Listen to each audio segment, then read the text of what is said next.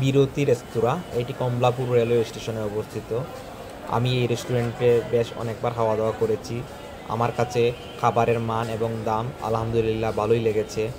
আপনারা জানেন metro rail এক্সটেনশনের কাজ চলতেছে, সেই জন্য কমলাপুর রেল স্টেশনের আশেপাশের রেস্টুরেন্টের খাবারের মানগুলো আগের মতো নেই। সেই জন্য আমি সবাইকে সাজেশন করব, যারা ট্রেন যুগে ঢাকা কমলাপুরে আসবেন তাদের যদি খাবারের প্রয়োজন হয় তারা যেন এই রেস্টুরেন্টে খাওয়া দাওয়া করেন। আমার কাছে মোটামুটি ভালোই লেগেছে তাদের পরিবেশ, খাবারের মান। এটা আমরা ম্যানেজমেন্টের দায়িত্বে আছি আর কি। এটার বেসিক্যালি এটার মালিক হচ্ছে ওই আপনাদেরকে রেলওয়ে মেল ইস্টার্ন লিমিটেড। আমরা ম্যানেজমেন্টের দায়িত্ব নিয়েছি।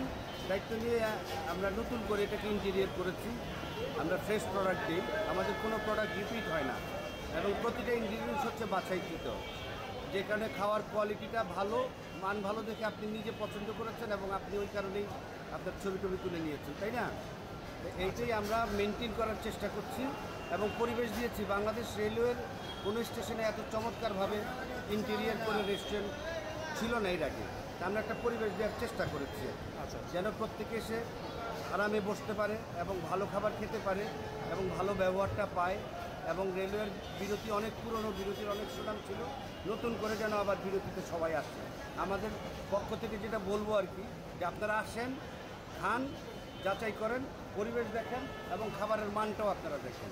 আচ্ছা, ধন্যবাদ। কাস্টমার হিসেবে আপনি কি কিছু বলতে চান? আলহামদুলিল্লাহ, খুবই ভালো না, খারাপ না, খুবই ভালো না। আমি সবাইকে অনুরোধ করবো যে যারা ঢাকা প্ল্যাটফর্মে আসে, স্টেশনে আসে, আমাদের রেস্টুরেন্টে খাওয়ার জন্য। Thank you.